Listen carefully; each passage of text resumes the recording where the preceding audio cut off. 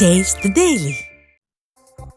தென்காசி மாவட்டம் கடையம் சுற்றுவட்டார பகுதிகளில் மர்ம காய்ச்சல் மற்றும் மஞ்சள் காமாலை நோய் பரவி வருவதால் அப்பகுதி மக்கள் அச்சமடைந்துள்ளனர்.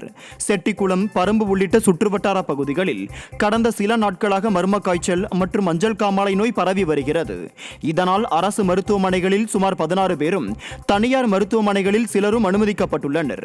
இந்த நிலையில் இப்பகுதிகளில் குடிநீர் விநியோகம் செய்யப்படும் உரை கிணற்றில் உடைப்பு ஏற்பட்டு குடிநீருடன் கழிவுநீர் கலப்பதால் நோய் தொற்று ஏற்பட்டுள்ளதாக அப்பகுதி மக்கள் குற்றம் உள்ளனர். எனவே விடியா திமுக அரசு உரை கிணறுகளை சீரமைத்து தர வேண்டும் என பொதுமக்கள் வலியுறுத்தியுள்ளனர். மயிலாடுதுறை பகுதியில் வறண்ட குளங்களில் வந்தடைந்த தண்ணீருக்கு கிராம மக்கள் மலர் தூவி கண்ணீர் மல்க வரவேற்றனர். பட்டமங்கலம் வாய்க்கால், எலுமிச்சம்பாத்தி வாய்க்கால், பழங்காவிரி வாய்க்கால் ஆகிய 3 வாய்க்கால்கள் மூலம் நகரின் குளங்களுக்கு தண்ணீர் செல்கிறது. இந்த நிலையில் 3 வாய்க்கால்களிலும் குப்பைகள் அதிக அளவில் கிடந்ததால் காவிரி நீர் செல்ல முடியாமல் வறண்டு காணப்பட்டது. இதனால் பாதிக்கப்பட்ட கிராம மக்கள் பலமுறை விடியா நகராட்சியிடம் தெரிவித்தும் நடவடிக்கை எடுக்காததால் அப்பகுதி மக்கள் ஒன்றிணைந்து 3 கிலோமீட்டர் தூரத்திற்கு வாய்க்காலை சீரமைத்து 3 குளங்களுக்கு தண்ணீரை கொண்டு வந்துள்ளனர். எனவே விடிய அரசு மக்களின் நலனுக்காக எந்த முயற்சியும் எடுப்பதில்லை என பொதுமக்கள் குற்றம் சாட்டியுள்ளனர். தண்ணி வராமல் அங்கங்கே தடுப்பணையை போட்டு அணைச்சி வச்சுருந்தாங்க. அதெல்லாம் சீர்வழித்து ஒரு குப்பையாகவே வாய்க்கா ஃபுல்லுமே குப்பை, சேறு, சாக்கடை இப்படின்னா அடைச்சிட்டே இருந்தது. நகராட்சி ஊழியர்களை ஒரு 4-5 பேரை வச்சுக்கிட்டு ஃபுல்லாகவே இந்த வாய்க்காலை ஒரு 20 நாளாகவே சுத்தம் பண்ணி தண்ணியை கொண்டு வந்திருக்கோம்.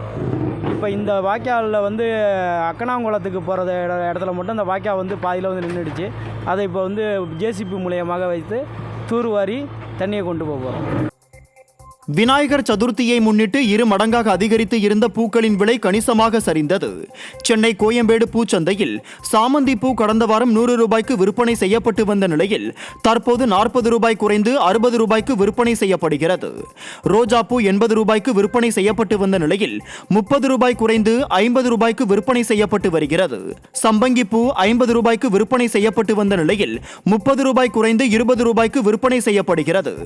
மல்லிகை 1100 ரூபாய்க்கு விற்பனை செய்யப்பட்டு வந்த நிலையில் 600 ரூபாய் குறைந்து 500 ரூபாய்க்கு விற்பனை செய்யப்படுகிறது. கிளாம்பாக்கம் அருகே நள்ளிரவில் அதிவேகமாக சென்ற தனியார் ஆம்னி பேருந்து சாலையோரம் இருந்த மின்கம்பத்தில் மோதி கடைக்குள் புகுந்ததால் பரபரப்பு ஏற்பட்டது. சென்னை வண்டலூர் அடுத்த கிளாம்பாக்கம் பேருந்து நிலையத்திலிருந்து வார விடுமுறையை முன்னிட்டு நீலகிரிக்கு சுமார் 35க்கும் மேற்பட்ட பயணிகளை ஏற்றிக்கொண்டு சென்ற தனியார் ஆம்னி பேருந்து புறப்பட்ட சில நிமிடங்களிலேயே அதிவேகமாக சென்ற போது சாலையோரம் இருந்த மின்கம்பத்தில் மோதி அருகில் இருந்த கடைக்குள் புகுந்து விபத்து ஏற்பட்டது. இந்த விபத்தில் அதிர்ஷ்டவசமாக அனைத்து பயணிகளும் சிறு காயங்கள் இன்றி உயிர் தப்பினர். திண்டுக்கல்லில் தனியார் பேருந்து ஓட்டுநர், லாரி ஓட்டுநர் ஒருவர் தாக்கியதில் மண்டை உடைந்து ரத்தம் கொட்டியது. திண்டுக்கல் பிள்ளையார்நத்தம் பகுதியில் செயல்பட்டு வரும் தனியார் பால் தொழிற்சாலையில் டேங்கர் லாரியை சிவகுமார் என்ற ஓட்டுநர் பிள்ளையார்நத்தம் பிரிவில் திண்டுக்கல் மதுரை தேசிய நெடுஞ்சாலையில் கடக்க முயன்ற போது தனியார் பேருந்து ஓட்டுநர் லாரி அருகாமையில் பேருந்து நிறுத்தி வாக்குவாதத்தில் ஈடுபட்டனர். பின்னர் வாக்குவாதம் முற்றி தனியார் பேருந்து ஓட்டுநர் லாரி ஓட்டுநரை கம்பியால் தாக்கியதில் அவரது மண்டை உடைந்து ரத்தம் கொட்டியது.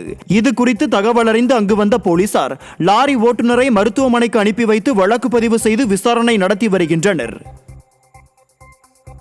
ஈரோடு மாவட்டம் சத்தியமங்கலம் வட்டத்தில் உள்ள புஞ்சை புளியம்பட்டி அருகே குடிநீர் வழங்காத விடியா திமுக அரசை கண்டித்து கிராம மக்கள் சாலை மறியல் போராட்டம் நடத்தினர். மாதம்பாளையம் ஊராட்சியில் உள்ள அண்ணாநகர் வெங்கநாயக்கன் பாளையம் கிராமத்தில் 20 நாட்களாக குடிநீர் வரவில்லை என்று கூறப்படுகிறது. பல முறையிட்டும் குடிநீர் வழங்காததால் அப்பகுதி மக்கள் காலி குடங்களுடன் சாலை மறியலில் ஈடுபட்டனர். விடியா திமுக அரசு உடனடியாக குடிநீர் கிடைக்க நடவடிக்கை எடுக்க வேண்டும் என்று வலியுறுத்தியுள்ளனர். கள்ளக்குறிச்சி மாவட்டம் நீலமங்கலத்தில் விடியா திமுக அரசின் ஊராட்சி நிர்வாகத்தின் அலட்சியத்தால் கழிவுநீர் தேங்கி நோய் தொற்று ஏற்படும் அபாயம் உருவாகியுள்ளது. வேப்பூர் செல்லும் நெடுஞ்சாலையில் உள்ள நீலமங்கலம் கூட்டுச்சாலையில் பெட்டி கடைகள், உணவகங்கள், காய்கறி கடைகள், இறைச்சி கடைகள் என பல்வேறு கடைகள் உள்ளன.